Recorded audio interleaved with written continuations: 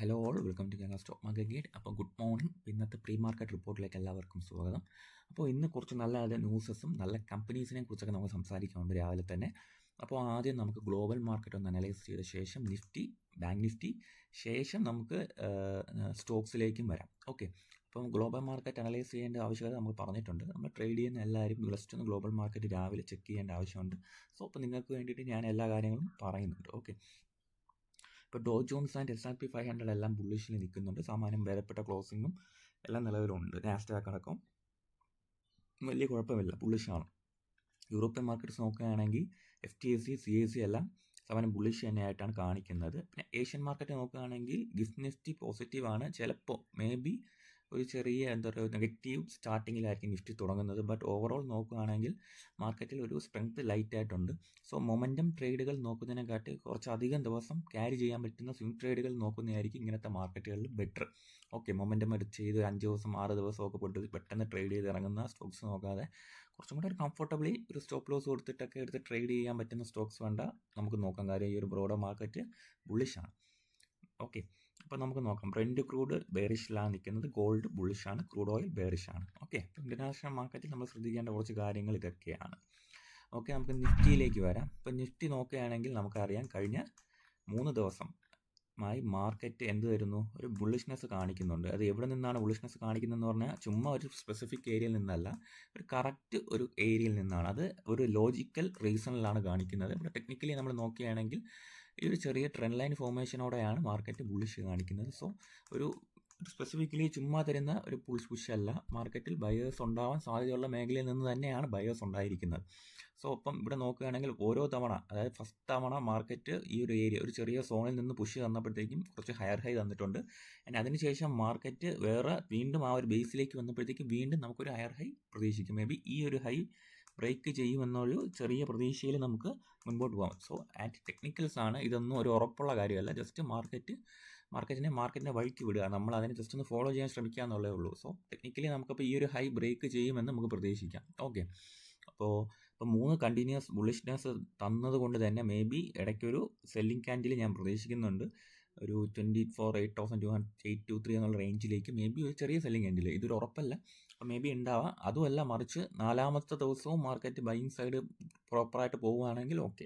So എങ്കിൽ അത്രയും buyers അവിടെ നിലവിലുണ്ടെന്ന് പറയാം.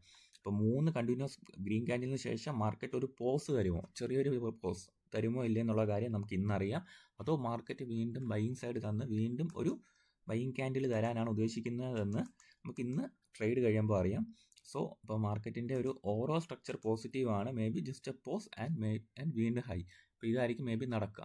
അപ്പോൾ നമുക്കൊരു ഇൻട്രാഡേ ലെവൽസ് മേ ബി നമുക്കൊന്ന് നോക്കാം. മാർക്കറ്റിൽ എവിടെയൊക്കെ അല്ലെങ്കിൽ എവിടെയൊക്കെ മാർക്കറ്റിൽ നമ്മൾ സൂക്ഷിക്കണം എന്നുള്ളൊരു കാര്യം നമുക്ക് ഒന്ന് വെയിറ്റ് ചെയ്ത് നോക്കാം. സോ മാർക്കറ്റിൽ ഒരു അടുത്ത ബാരിയർ വരാൻ സാധ്യതയുള്ള സോൺ ഇത് തന്നെയാണ്. സ്ട്രക്ചറലി അവിടെ ഒരു ബാരിയറിനുള്ള പോസിബിലിറ്റി ഉണ്ട്. ഓക്കെ, പലവട്ടമായിട്ട് മാർക്കറ്റിന് ഒരു ചെറിയ 25,000 എന്ന് പറയുന്ന ഒരു ഫിഗർ ഉണ്ടല്ലോ, ആ ഫിഗറിൻ്റെ ഒരു പ്രത്യേകത എന്താണ്, അവിടെ ഒരുപാട് സെല്ലേഴ്സും ബയേഴ്സും ആക്റ്റീവ് ആയിരിക്കും എന്നുള്ളതാണ്. ഇപ്പോൾ നമ്മൾ ഇന്നലെ സംസാരിച്ചിരുന്നു ആ ഒരു ഏരിയയിൽ വരുമ്പോഴത്തേക്കും സൂക്ഷിക്കണമെന്ന്. അപ്പോൾ ആ ഒരു ഏരിയയിലെ പ്രൈസ് ആക്ഷൻ നിങ്ങൾ നോക്കുകയാണെങ്കിൽ വളരെ രണ്ട് സൈഡിലുള്ള ബയേഴ്സിനെയും സെല്ലേഴ്സിനെയും എല്ലാം ട്രാപ്പ് ചെയ്യുന്നുണ്ട്. നിങ്ങൾ നോക്കി ഓരോ ക്യാൻഡിലുണ്ട്, ഈ വിക്ക് ഉണ്ട്, ഇങ്ങനത്തെ വിക്കുകൾ വരുമ്പോൾ തന്നെ നമുക്കറിയാം അവിടെ ഒരു ട്രാപ്പിംഗ് പോലെ എന്തോ നടപ്പുണ്ട്. നോക്കി, ഇവിടെ അപ്പ് സൈഡ് ബ്രേക്ക് ചെയ്യാനുള്ള ശ്രമം നടത്തി ശേഷം മാർക്കറ്റ് ഡൗൺ സൈഡ് അല്ല ഒരു ചെറിയ കൺസോൾട്ടേഷനിലേക്ക് പോയി. സോ ഈ ഒരു സോണ് നമ്മൾ സൂക്ഷിക്കുക, ഈ ഒരു ഏരിയ സൂക്ഷിക്കുക. 25,000 എന്ന് പറയുന്നത് എപ്പോഴും നമ്മൾ സൂക്ഷിക്കേണ്ട ഒരു സോണാണ്. കാര്യം മാർക്കറ്റിൻ്റെ ഒരു റൗണ്ട് ഫിഗർ മാത്രമല്ല, അവിടെ ഒരുപാട് OA ബിൽഡപ്പും കാര്യങ്ങളെല്ലാം കാണും. പ്രധാനപ്പെട്ട സെല്ലേഴ്സും 25,000 എന്നുള്ള റേഞ്ചിൽ തന്നെയായിരിക്കും ഉണ്ടാവുക. സോ ഈ ഒരു ഏരിയ നല്ല സ്ട്രോങ്ലി ബ്രേക്ക് ചെയ്യണം. ആൻഡ് ഞാൻ പറയുന്നതെന്ന് പറഞ്ഞാൽ ഏറ്റവും സ്ട്രോങ് ആയിട്ട് ഞാനിപ്പം ഒരു കൺവിക്ഷനോടെ മുൻപോട്ട് പോകണമെങ്കിൽ 25,300 മുകളിൽ ഇനി അടുത്ത ക്ലോസിംഗ് കിട്ടണം. അതായത് 25,000 മുകളിലല്ല ഇനി ക്ലോസിംഗ് വേണ്ടത്, 25,300 മുകളിൽ ക്ലോസിംഗ് കിട്ടിയാൽ ഓക്കെ, നമുക്കറിയാം ഒരു ബൈയിങ് പോസിബിലിറ്റി അവിടെ നിലനിൽക്കുമെന്നുള്ളതാണ്. സോ ഇൻട്രാഡേ ലെവൽസിൽ നമ്മൾ ശ്രദ്ധിക്കേണ്ട അടുത്ത റേഞ്ചസ് എന്ന് പറയുന്നത് 25,130, 25,250 ആൻഡ് 25,350. അപ്പം ഏറ്റവും സൂപ്പർ ബുള്ളിഷ് ആയി എന്ന് മാർക്കറ്റ് പറയണമെങ്കിൽ 25,352 സ്ട്രോങ് ആയിട്ട് ബ്രേക്ക് ചെയ്യണം. അതെന്തുകൊണ്ടെന്ന് ചോദിച്ചാൽ 25,000 കഴിഞ്ഞാൽ പോലും മേ ബി ഈ ഭാഗങ്ങളെല്ലാം സെല്ലേഴ്സ് ആക്റ്റീവ് ആവാം. ബട്ട് കുറച്ചും കൂടെ ഒരു സേഫ് സോണിൽ ക്ലോസും കിട്ടിയ ഈ 25,000 എന്നുള്ള ഈ ഏരിയയിൽ ക്ലോസിങ് കിട്ടിയ 3,000 എന്നുള്ള ഏരിയയിൽ ക്ലോസിങ് കിട്ടിയ കുറച്ചും കൂടിയൊക്കെ നമുക്ക് കോൺഫിഡൻ്റ് ആയിട്ടിരിക്കാം. ഓക്കെ, അപ്പോൾ നമുക്കിനി ഈ ഒരു ഏരിയ, ഇപ്പോൾ ഇത് ഞാനൊരു ബൈയിങ്ങിൻ വന്നാലുള്ള ഒരു വ്യൂ ആണ് പറഞ്ഞത്. അപ്പോൾ ഒരു സെല്ലിംഗ് വ്യൂ വരെയാണെങ്കിൽ മേജർലി മാർക്കറ്റിന് അടുത്ത് സെല്ലിംഗ് വരാൻ അല്ലെങ്കിൽ ഒരു സപ്പോർട്ട് റേഞ്ച് വരുന്നത് 24,860 എന്നുള്ള ഒരു സോണിലാണ്. ഓക്കെ, ഈ റേഞ്ചിൽ 24,860 എന്നുള്ള റേഞ്ചിൽ ഒരു നല്ല സപ്പോർട്ട് റേഞ്ച് ഉണ്ട്. അതിന് മുന്നേ മാർക്കറ്റ് ഒരു ഒരു എന്താ പറയുക ചെറിയ സെല്ലിംഗ് ഒക്കെ ആണെങ്കിൽ 25,000 അതായത് ഇന്ന് മാർക്കറ്റിന് പൂർണ്ണമായി അപ്സൈഡ് പോകാനുള്ള ഇൻറ്റൻഷൻ ഉണ്ട്. അത്രയ്ക്കും ബയേഴ്സിൻ്റെ കൺട്രോളാണ് മാർക്കറ്റ് എങ്കിൽ ഒരു സെല്ലിംഗ് വന്നാലും ഈ ഒരു റേഞ്ചിൽ 25,000 എന്നുള്ള ഈ റേഞ്ചിൽ മാർക്കറ്റ് ഹോൾഡ് ചെയ്യും. അത്രയും ബയേഴ്സിൻ്റെ പ്രസൻസ് ഉണ്ട് എന്നുണ്ടെങ്കിൽ 25,000 എന്നുള്ളൊരു സോണിൽ ഹോൾഡ് ചെയ്യും. അല്ലാത്ത പക്ഷം മാർക്കറ്റ് 24,860 അടുത്തൊരു സപ്പോർട്ട് റേഞ്ച് ഉള്ളത്. സോ നമുക്ക് ഇവിടെ നിന്നൊരു ഫോൾ ഞാൻ പ്രതീക്ഷിക്കുന്നില്ല. മാർക്കറ്റിന് ഇത്രയും ബയേഴ്സ് ഈ ഒരു ഏരിയയിൽ നിന്ന് പുഷ് ചെയ്തിട്ടുണ്ടെങ്കിൽ നിങ്ങൾ ആലോചിക്കുക, ഇത്രയും പുഷാണ് തന്നത്. സോ ഇത്രയും പുഷ് തന്നിട്ടുണ്ടെങ്കിൽ മേ ബി ചെറിയൊരു പ്രോഫിറ്റ് ബുക്കിംഗ് കാണാൻ സാധ്യതയുണ്ട് ഈ ഒരു സോണിലേക്ക്. മേ ബി ഈ ഒരു റേഞ്ചിൽ നിന്ന് മേ ബി റിക്കവർ ആവാനുള്ള സാധ്യതയുണ്ട് ചെറിയൊരു സെല്ലിംഗ് വരെയാണെങ്കിൽ. ആൻഡ് നെക്സ്റ്റ് ഒരു സപ്പോർട്ട് റേഞ്ച് എന്ന് പറയുന്നത് 24,760 ആണ്. അപ്പോൾ ഈ രണ്ട് റേഞ്ചും ഒരു സപ്പോർട്ട് റേഞ്ചായിട്ട് ആക്ട് ചെയ്യും. ആൻഡ് പിന്നെ ഈ ബേസസ് ആണ് ഞാൻ ഈ സപ്പോർട്ട് റേഞ്ചായിട്ട് കണക്കാക്കാൻ ഉദ്ദേശിക്കുന്നത്. മാർക്കറ്റിൽ ഇതിൽ നിന്നും സെല്ലിംഗ് പ്രഷർ വന്ന് മാർക്കറ്റ് ഡൗൺ സൈഡ് വന്നാൽ. സോ നിഫ്റ്റിയുടെ ഇൻട്രാഡേ ലെവൽസ് ഇതൊക്കെയാണ്. ജസ്റ്റ് ഒന്ന് നിങ്ങൾ നോട്ട് ചെയ്ത് വയ്ക്കുക. അപ്പോൾ മാർക്കറ്റിൻ്റെ എൻ്റെ ട്രേഡിംഗ് ഡിസിഷൻസ് ഞാൻ സ്വിംഗ് ട്രേഡിന് എൻ്റർ ആവുന്ന ട്രേഡ് ആയാലും ഇൻട്രാഡേ ആയാലും നിഫ്റ്റിയുടെ ഈ ഒരു സ്ട്രക്ചറിനനുസരിച്ചായിരിക്കും ഞാൻ കാര്യങ്ങൾ തീരുമാനമെടുക്കുക. ഓക്കെ, അടുത്ത ബാങ്ക് നിഫ്റ്റിയിലേക്ക് പോവാം. ബാങ്ക് നിഫ്റ്റി നോക്കുകയാണെങ്കിൽ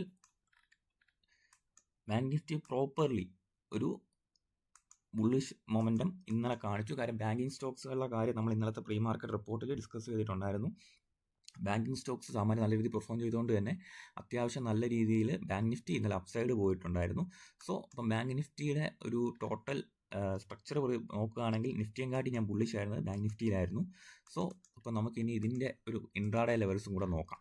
okay, bank Nifty intraday levels നോക്കുകയാണെങ്കിൽ ബാങ്ക് നിഫ്റ്റി ഇപ്പോൾ നോക്കുന്നത് ഈ 26,073 ഇന്നലത്തെ ഡേ ഹൈക്ക് മുകളിൽ മാർക്കറ്റ് ക്ലോസ് ചെയ്യണം. ഫസ്റ്റ് ഇതിൻ്റെ ഒരു ഇനിയുള്ള ദിവസങ്ങളിൽ ബാങ്ക് നിഫ്റ്റി അപ്സൈഡ് പോകണമെങ്കിൽ എൻ്റെ ഒരു കണ്ടീഷൻ എന്ന് പറഞ്ഞാൽ 26,000 ഇന്നത്തെ ദിവസത്തെ മുകളിൽ ഇന്ന് ക്ലോസ് ചെയ്യണം. ആൻഡ് ബാങ്ക് നിഫ്റ്റിയിൽ മൈനർലി ഉള്ള സെൽ ഓഫിനുള്ള സാധ്യതകളൊക്കെ ഉണ്ട്. കാര്യം ഇത്രയും ബുള്ളിഷായിട്ട് പോകുമ്പോഴത്തേക്കും മേ ബി ഒരു ചെറിയ പ്രോഫിറ്റ് ബുക്കിംഗെങ്കിലും വേണ്ടേ. അപ്പോൾ ഞാൻ ആ ഒരു പ്രോഫിറ്റ് ബുക്കിംഗ് എന്തായാലും പ്രതീക്ഷിക്കുന്നുണ്ട്. സോ ഫസ്റ്റ് ഞാൻ ഒരു ടാർഗറ്റ്, അതായത് ബൈയിങ് സൈഡ് വരുവാണെങ്കിൽ എൻ്റെ ഫസ്റ്റ് ടാർഗറ്റ് 56,600 എന്നുള്ള റേഞ്ച് ആയിരിക്കും. മറിച്ച് ഒരു പ്രോഫിറ്റ് ബുക്കിംഗ് ഉണ്ടായാൽ, ഇത്രയും ദിവസത്തെ ബുള്ളിഷ്നെസ്സിന് ശേഷം പ്രോഫിറ്റ് ബുക്കിംഗ് ഉണ്ടായാൽ ഈ ഗ്യാപ്പ് ഫില്ല് ചെയ്ത് 56,614 ഈ ഒരു ഏരിയയിൽ നിന്ന് മാർക്കറ്റ് അപ്സൈഡ് പോകുമെന്ന് ഞാൻ പ്രതീക്ഷിക്കും. കാര്യം ഒരു ചെറിയ ഗ്യാപ്പ് ഉണ്ട്. അപ്പോൾ ആ ഒരു ഗ്യാപ്പ് ഫില്ല് ചെയ്യാനായിട്ട് മാർക്കറ്റ് വരികയാണെങ്കിൽ ഈ ഒരു സപ്പോർട്ട് ഹോൾഡ് ചെയ്യാനുള്ള സാധ്യത വളരെ കൂടുതലാണ്. കാര്യം സ്ട്രക്ചറലി നോക്കുകയാണെങ്കിൽ ഈ ഒരു സോണിൽ അല്പം സെല്ലേഴ്സ് കൂടുതലുണ്ടായിരുന്നു. ആ സെല്ലേഴ്സിനെല്ലാം അട്രാക്റ്റ് മീൻസ് ഒഴിവാക്കിയാണ് ബയേഴ്സ് ഈ ഒരു ഏരിയ കൺട്രോൾ ആക്കിയത് ഇന്നലെ. സോ അപ്പം ഒരു പ്രോഫിറ്റ് ബുക്കിംഗ് നടത്തുകയാണെങ്കിൽ പോലും ഈ ഒരു ഏരിയയിൽ നിന്നും ബയേഴ്സ് വീണ്ടും ആക്റ്റീവ് ആവാനുള്ള സാധ്യതയുണ്ട്. 55,614 എന്നുള്ളൊരു സോണ്. ആൻഡ് അടുത്തൊരു സപ്പോർട്ട് റേഞ്ച് ഞാൻ കണക്കാക്കുന്നത് 55,250 എന്നുള്ളതാണ്. സോ അപ്പോൾ ഈ ഒരു റേഞ്ചിലെല്ലാം മാർക്കറ്റിൽ ബയേഴ്സിൻ്റെ കൺട്രോളിലാക്കാനുള്ള സ്പേസസ് തന്നെയാണ്. സോ ഞാൻ ഈ ഒരു സോണുകളിലുള്ളിൽ നിന്ന് മാർക്കറ്റ് കളിക്കുകയാണെങ്കിൽ ബുള്ളിഷ് ആയിരിക്കും എൻ്റെ ഇനിയുള്ള ദിവസത്തെയും വ്യൂ. ഓക്കെ, ആൻഡ് അടുത്ത മേജർ സപ്പോർട്ട് 54,760 എന്നുള്ളതായിരിക്കും. അപ്പം ഈ ഒരു സോൺസിലാണ് മാർക്കറ്റ് നിൽക്കുന്നതെങ്കിൽ വരുന്ന ദിവസങ്ങളിൽ ഞാൻ ബുള്ളിഷ് തന്നെയായിരിക്കും. ഇത് ജസ്റ്റ് ഒരു പുൾ ബാക്ക് അല്ലെങ്കിൽ ഒരു എന്താ പറയുക പ്രോഫിറ്റ് ബുക്കിംഗ് ആയിട്ട് മാത്രമേ ഞാൻ കണക്കാക്കത്തുള്ളൂ. ഓക്കെ, അപ്പോൾ നമുക്ക് ഇന്നത്തെ ന്യൂസസ് കുറച്ചധികം ഉണ്ട്. അപ്പോൾ കുറച്ച് നല്ല ന്യൂസസ് ഉണ്ട്. അപ്പോൾ അതൊക്കെ ഒന്ന് ഡിസ്കസ് ചെയ്യാം നമുക്ക്. അപ്പം ഇന്ന് ഒരുപാട് ന്യൂസ് ഉണ്ടെന്ന് നമ്മൾ പറഞ്ഞിട്ടുണ്ടായിരുന്നല്ലോ. അപ്പോൾ ഇന്നത്തെ ന്യൂസസ് വളരെ ഇൻട്രസ്റ്റിംഗ് ആയിട്ടുള്ള കുറച്ച് കമ്പനികളിലുണ്ട്. ബാങ്ക് ഓഫ് ഇന്ത്യയുടെ ന്യൂസ് ഒരു ക്വാർട്ടർലി ബിസിനസ് അപ്ഡേറ്റ് ആണ്. Q2 എന്നാൽ ഇയർ ഓൺ ബേസിസ് അപ്ഡേറ്റ് വന്നിട്ടുണ്ടെന്ന് പറഞ്ഞാൽ അവരുടെ ഗ്ലോബൽ ബിസിനസ് മോസ്റ്റ്ലി 13.97 ലക്ഷം കോടിയിൽ നിന്നും 15.61 ലക്ഷം കോടിയിലേക്ക് ബാങ്ക് ഓഫ് ഇന്ത്യയുടെ Q2 ഇയർ ഓൺ അപ്ഡേറ്റ് വന്നിട്ടുണ്ട്. ആൻഡ് അവിടെ ഗ്ലോബൽ ഡെപ്പോസിറ്റ്സ് ഇൻക്രീസ് ചെയ്തിട്ടുണ്ട്. ആൻഡ് അവരുടെ ഡൊമസ്റ്റിക് ആയിട്ട് അവർക്ക് കിട്ടുന്ന ഡെപ്പോസിറ്റ്സിൻ്റെ കാര്യത്തിലും അവർക്ക് അത്യാവശ്യം വർധന കൊണ്ടുപോയിട്ടുണ്ട്. അത് ബാങ്കിങ് സ്റ്റോക്കായ ബാങ്ക് ഓഫ് ഇന്ത്യക്ക് അതിനെ സംബന്ധിച്ച് വളരെ പോസിറ്റീവാണ്. പിന്നെ രണ്ടാമത്തെ ഒരു ന്യൂസ് ഉള്ളതെന്ന് പറഞ്ഞാൽ മെട്രോപോളിസ് ഹെൽത്ത് കെയറിൻ്റെയാണ്. അപ്പോൾ മെട്രോപോളിസ് ഹെൽത്ത് കെയർ ഞാൻ കുറച്ചധികം ദിവസമായിട്ട് വാച്ച് ലിസ്റ്റിൽ ഇട്ടിട്ടുണ്ട്. സോ അവരുടെ റവന്യൂ സർജ് ചെയ്തിട്ടുണ്ട്. ഓക്കെ, അവരുടെ കോർ ബിസിനസ് എന്ന് പറയുന്നത് അവരുടെ മെട്രോപോളിസ് ഹെൽത്ത് കെയറിൻ്റെ പ്രധാനപ്പെട്ട ബിസിനസ് എന്താണെന്ന് ചോദിച്ചാൽ ഡയഗ്നോസ്റ്റിക് ആണ്. ഡയഗ്നോസ്റ്റിക്സ് എന്ന് പറയുമ്പോഴത്തേക്ക് അവർക്ക് ലാബ് ഫെസിലിറ്റീസ് ഉണ്ട്, പിന്നെ അത് സയൻറ്റിഫിക് പത്തോളജി സെൻ്റർ ഉണ്ട്, അങ്ങനത്തെ കുറച്ച് ഡയഗ്നോസ്റ്റിക് സർവീസസ് അവരുണ്ട്. സോ അതിൽ നിന്നുള്ള റവന്യൂ അവർക്ക് കൂടിയിട്ടുണ്ട്. ഇതിൽ പ്രധാനപ്പെട്ട ഒരു കൺസെപ്റ്റ് ഉണ്ട്, B2C റവന്യൂവും കൂടിയിട്ടുണ്ട്, B2B റവന്യൂവും കൂടിയിട്ടുണ്ട്. അപ്പം നമ്മളെപ്പോലെ സാധാരണക്കാർക്ക് പലർക്കും B2C എന്താണ്, B2B റവന്യൂ എന്താണെന്ന് അറിയത്തില്ല. സോ അവർക്ക് വേണ്ടിയിട്ട് ഞാൻ കുറച്ച് വളരെ ലളിതമായിട്ട് ഞാൻ പറഞ്ഞുതരാം. ഇപ്പം B2B റവന്യൂ എന്ന് പറഞ്ഞാൽ ബിസിനസ് ടു ബിസിനസ് ആണ്. അതായത് ഇവരുടെ പ്രധാനപ്പെട്ട ബിസിനസ് എന്താണ് മെട്രോപോളിസിൻ്റെ? അവർ ഡയഗ്നോസ്റ്റിക് സർവീസാണ്, ടെസ്റ്റ് ചെയ്യുകയാണ്. നമ്മൾ അവരുടെ എന്തെങ്കിലും ബ്ലഡ് ആവാം, പത്തോളജി ആവാം, അങ്ങനത്തെ ടെസ്റ്റ് റിസൾട്ടുകൾ ചെയ്യുന്നതാണ് അവരുടെ ഒരു പ്രധാനപ്പെട്ട ഒരു ബിസിനസ് എന്ന് പറയുന്നത്. അപ്പം B2B ബിസിനസ് എന്ന് പറയുമ്പോൾ ഈ മെട്രോപോളിസ് എന്ന കമ്പനി അല്ലെങ്കിൽ അവർ ആ ഒരു സർവീസ് മറ്റ് ഹോസ്പിറ്റലുകൾക്കോ ക്ലിനിക്കുകൾക്കോ കോർപ്പറേറ്റുകൾക്കോ കൊടുക്കുമ്പോൾ അവർക്ക് അതിൽ നിന്ന് കിട്ടുന്ന റവന്യൂ ആണ് B2B റവന്യൂ. മനസ്സിലായോ? അതായത് സ്ട്രെയിറ്റ് കമ്പനികളുമായിട്ടോ അല്ലാതെ ഹോസ്പിറ്റൽസുമായിട്ടോ അവർ ഡീൽ ചെയ്ത് അവർക്ക് കിട്ടുന്ന റവന്യൂ ആണ് B2B റവന്യൂ എന്ന് പറയുന്നത്. B2C റവന്യൂ എന്ന് പറഞ്ഞാൽ എന്താണ്? Business to consumers. അതായത് അവരുടെ പ്രൊഡക്റ്റ് നേരിട്ട് സെല്ലിങ് ചെയ്ത് അവർ കൺസ്യൂമേഴ്സിൽ നിന്ന് ലാഭം ഉണ്ടാക്കുമ്പോൾ, അതായത് എന്താണ്? അതായത് പേഷ്യൻസ് അപ്പോൾ അങ്ങോട്ട് ഡയറക്റ്റ്ലി, അപ്പോൾ നമ്മൾ പറഞ്ഞു ഡയഗ്നോസ്റ്റിക് സെൻ്റർ ആണെന്ന് പറഞ്ഞു, അപ്പോൾ അവരുടെ സ്ഥാപനത്തിലേക്കോ അവരുടെ ക്ലിനിക്കുകളിലേക്കോ നേരിട്ട് ചെന്ന് നമ്മളെപ്പോലത്തെ സാധാരണക്കാർ പേഷ്യൻസ് അല്ലെങ്കിൽ അങ്ങനെയുള്ള ആളുകൾ ടെസ്റ്റ് ചെയ്ത് അതിൻ്റെ റിസൾട്ട് വാങ്ങുമ്പോൾ അവർക്ക് കിട്ടുന്ന റവന്യൂ. മനസ്സിലായില്ലേ? കൺസ്യൂമേഴ്സുമായിട്ട് നേരിട്ട് ഇടപെട്ട്, അതായത് നമ്മളെപ്പോലെ ആളുകൾ നേരിട്ട് പോയി ഒരു ലാബിലോ അങ്ങനെയൊക്കെ ടെസ്റ്റ് ചെയ്ത് അവർക്ക് കിട്ടുന്ന റവന്യൂ ആണ് B2C revenue, business to consumer. മനസ്സിലായില്ലേ? കൺസ്യൂമറിൽ നിന്ന് നേരിട്ട് അവർക്ക് റവന്യൂ കിട്ടുന്നു. മറ്റേതാണെങ്കിൽ B2B എന്ന് പറയുമ്പോൾ മറ്റ് സ്ഥാപനങ്ങളിൽ നിന്ന് നേരിട്ട് റവന്യൂ കിട്ടുന്നു. സോ അപ്പോൾ ഈ രണ്ട് തരത്തിലും അവർക്ക് റവന്യൂ കൂടിയിട്ടുണ്ട്. B2B റവന്യൂ കൂടിയിട്ടുണ്ട്, B2C റവന്യൂ കൂടിയിട്ടുണ്ട്. സോ മെട്രോപോളിസ് കമ്പനിക്ക് ടോട്ടലി ആകെ മൊത്തം നല്ലൊരു പോസിറ്റീവായിട്ടുള്ളൊരു ന്യൂസാണ് അത്. സോ മെട്രോപോളിസ് ഒന്നുകൂടെ നമുക്ക് നോക്കാം. ജസ്റ്റ് ഒന്ന് ചാർട്ട് നോക്കിയതിന് ശേഷം നമുക്ക് വരാം. മെട്രോപോളിസിൻ്റെ ചാർട്ട് നോക്കുകയാണെങ്കിൽ ടോട്ടലി ഒരു പോസിറ്റീവാണ്. അപ്പോൾ നിങ്ങൾ നോക്കുകയാണെങ്കിൽ ഒരു എന്താ പറയുക, ഒരു സെല്ലിംഗ് സോണിൽ നിന്ന് മാർക്കറ്റ് ഒരു പുൾ ബാക്ക് വരികയാണ്. അപ്പോൾ ഇന്നലെ നല്ല രീതിയിലുള്ള ബൈയിങ് വോളിയം മാർക്കറ്റിൽ ഉണ്ടായിരുന്നു. ആൻഡ് ഇന്നത്തെ ഹൈ 2151 ആണ്. മാർക്കറ്റ് ഒരു റേഞ്ചിൽ ഡിമാൻഡ് ഏരിയയിൽ സപ്പോർട്ട് എടുത്ത് നിൽക്കുകയാണ്. സോ അപ്പോൾ വരുന്ന ദിവസങ്ങളിൽ മെട്രോപോളിസ് ഇൻട്രസ്റ്റിംഗ് ആയിരിക്കും. നമുക്ക് നിങ്ങളെല്ലാവരും ഒന്ന് ക്ലോസ്ലി വാച്ച് ചെയ്യാൻ ശ്രമിക്കുക. ഓക്കെ, അടുത്തതെന്ന് പറഞ്ഞാൽ ഓയിൽ ഇന്ത്യ ആൻഡ് മഹാനഗർ ഗ്യാസിൻ്റെ ഒരു ന്യൂസാണ്. ഓയിൽ ഇന്ത്യ ആൻഡ് മഹാനഗർ ഗ്യാസും കൂടെ ഒരുമിച്ച് ഒരു മെമ്മോറാൻഡം ഓഫ് അണ്ടർസ്റ്റാൻഡിങ് സൈൻ ചെയ്തിട്ടുണ്ട്. അപ്പോൾ LNG വാല്യൂ ചെയിനിലും അല്ലെങ്കിൽ ഇമേർജിംഗ് ക്ലീൻ ഏരിയാസിലും ഒക്കെ ഉള്ള എക്സ്പ്ലോറേഷന് വേണ്ടിയിട്ട് ഒരു ഓയിൽ ഇന്ത്യ മഹാനഗർ ഗ്യാസും കൂടെ ഒരു ഇത് ചെയ്തിട്ടുണ്ട്, ഒരു മെമ്മോറാൻഡം സൈൻ ചെയ്തിട്ടുണ്ട്. പിന്നെ ഒരു ന്യൂസ് പറഞ്ഞാൽ ദിലീപ് ബിൽക്കോൺ ആണ്. ദിലീപ് ബിൽക്കോൺ എന്ന് പറഞ്ഞാൽ അവർക്കൊരു ലെറ്റർ ഓഫ് അക്സെപ്റ്റൻസ്, അത് LOA എന്ന് പറയും. അപ്പോൾ ഒരു grid connected ground mounted solar PV power project ചെയ്യാനുള്ള LOA അവർക്ക് കിട്ടിയിട്ടുണ്ട്. ഓക്കെ, പിന്നെ LTI മൈൻഡ്രി എന്ന് പറഞ്ഞ സ്റ്റോക്കിലും ഇൻട്രസ്റ്റിംഗ് ആയിട്ടുള്ള ന്യൂസ് ഉണ്ട്. അവരൊരു കമ്പനിയുമായിട്ട് ഒരു മൾട്ടി ഇയർ എഗ്രിമെൻറ്റ് ചെയ്തിട്ടുണ്ട്. എന്തിനാണ്? ഒരു ഗ്ലോബൽ ആൻഡ് മീഡിയ എൻ്റർടൈൻമെൻറ്റ് കമ്പനിയാണ്. അവർ അതുമായിട്ടുള്ള ബിസിനസ്സുമായിട്ട് ബന്ധപ്പെട്ട ഒരു എഗ്രിമെൻറ്റ് സൈൻ ചെയ്തിട്ടുണ്ട്. സോ ടോട്ടലി പോസിറ്റീവാണ്. പിന്നെ ബ്രിഗേഡ് എൻ്റർപ്രൈസസിനും ഒരു ജോയിൻറ്റ് ഡെവലപ്മെൻറ്റ് എഗ്രിമെൻറ്റ് സൈൻ ചെയ്തിട്ടുണ്ട്. ഒരു പ്രീമിയം റെസിഡൻഷ്യൽ പ്രൊഡക്റ്റ് ചെയ്യാനായിട്ട് വെസ്റ്റ് ചെന്നൈയിലാണ്. 6.6 ഏക്കർ ലാൻഡിലാണ് അവർ ആ ഒരു ബിസിനസ് ചെയ്യാൻ പോകുന്നത്. അപ്പോൾ ബ്രിഗേഡ് എൻ്റർപ്രൈസിനും ടോട്ടലി ആ ഒരു പോസിറ്റീവ് ന്യൂസാണ്. ഓക്കെ, പിന്നെ സൈഡസ് ലൈഫ് സയൻസ് നിങ്ങൾക്ക് പലർക്കും അറിയാം, നമ്മൾ ഒരുപാട് ട്രേഡ് ചെയ്തിട്ടുള്ള സ്റ്റോക്കാണ്. അപ്പോൾ സൈഡസിന് ഒരു ഹെൽത്ത് കാനഡയിലുള്ള ഗവൺമെൻറ്റിൽ നിന്ന് ഒരു NOC കിട്ടിയിട്ടുണ്ട്. അതൊരു മെഡിസിൻ പ്രൊഡ്യൂസ് ചെയ്യാനാണ്. ജനറിക് ലയോത്രയോണിൻ ടാബ്ലറ്റ്സ് ആണ് പ്രൊഡ്യൂസ് ചെയ്യാനുള്ള ഒരു NOC ആണ് കിട്ടിയിട്ടുള്ളത്. ഈ ലയോത്രയോണിൻ ടാബ്ലറ്റ്സ് എന്ന് പറഞ്ഞാൽ എന്തിനാണ്? ഹൈപ്പർ തൈറോയിഡിസത്തിന് വേണ്ടിയിട്ടുള്ള ചികിത്സയ്ക്ക് വേണ്ടിയിട്ടുള്ള ടാബ്ലറ്റ് ആണ്. ഓക്കെ, അപ്പോൾ ഹൈപ്പർ തൈറോയിഡിസം എന്ന് പറഞ്ഞാൽ അറിയാം, അതൊരു കാനഡയെ സംബന്ധിച്ച് ഒരു പ്രധാനപ്പെട്ട ഡിസീസുകളിലൊന്നാണ്. ഡിസീസ് അല്ല, ഒരു കണ്ടീഷനിലൊന്നാണ്. സോ ഈ ഒരു ടാബ്ലറ്റ്സ് എന്ന് പറഞ്ഞാൽ മാക്സിമം കനേഡിയൻ ഡോളേഴ്സിൽ കണക്കാക്കുകയാണെങ്കിൽ അവിടെ ടോട്ടലി 10.9 മില്യൺ കനേഡിയൻ ഡോളേഴ്സിൻ്റെ സെയിൽ ഒരു വർഷം നടക്കുന്ന ഒരു ടാബ്ലറ്റിൻ്റെ എന്താ പറയുക, ഒരു NOC ആണ് അവർക്ക് കിട്ടിയിട്ടുള്ളത്, സൈഡസ് ലൈഫ് സയൻസിന് കിട്ടിയിട്ടുള്ളത്. പിന്നെ ഹെക്സ്റ്റൽ ടെക്നോളജീസിന് MIT മീഡിയ ലാബായിട്ട്, അതായത് MIT എന്ന് പറഞ്ഞാൽ നമ്മുടെ US അപ്പം അവരുമായിട്ടുള്ളൊരു വേൾഡ് റിനോ റിസർച്ച് ഓർഗനൈസേഷനുമായിട്ട് ജോയിൻ ചെയ്ത് അവർ പുതിയതായിട്ട് AI ബേസ്ഡ് റിസർച്ചിനുള്ള അനുമതി കിട്ടിയിട്ടുണ്ട്. സോ ഹെക്സ്റ്റൽ ടെക്നോളജീസിനും പോസിറ്റീവ് ന്യൂസാണ്. പിന്നെ കോൾ ഇന്ത്യ ഛത്തീസ്ഗഡ് ഗവൺമെൻറ്റുമായിട്ട് ഒരു ന്യൂസ് ഉണ്ട്.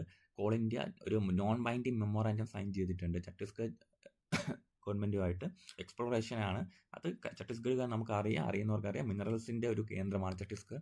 അപ്പോൾ അവരെ കോൾ ഇന്ത്യ അവരുമായിട്ടുള്ള ഒരു ബിസിനസ് ഡീലിന് വേണ്ടിയിട്ട് ഒരു മെമ്മോറാൻഡം സൈൻ ചെയ്തിട്ടുണ്ട്. ഓക്കെ, അപ്പം GRSC, NAB, റിലയൻസ് ഇൻഡസ്ട്രീസ്, ഇങ്ങനെ ന്യൂസസിൻ്റെ ഒരു മേളം തന്നെ ഒന്നുണ്ട്.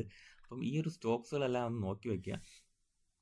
പിന്നെ GRSC നിരഞ്ജൻ മുകുന്ദ് ബലാറായെ ഫിനാൻസ് ആൻഡ് ചീഫ് ഫിനാൻഷ്യൽ ഓഫീസറായിട്ട് അപ്പോയിൻറ്റ് ചെയ്തിട്ടുണ്ട് അടുത്ത 5 കൊല്ലം ടേമിലത്തേക്ക്. സോ പുതിയൊരു ഹെഡ് GRSCയിലും വരുന്നുണ്ട്. ഓക്കെ, അപ്പം ന്യൂസസിൻ്റെ മേളം തന്നെ ഇന്നുണ്ട്.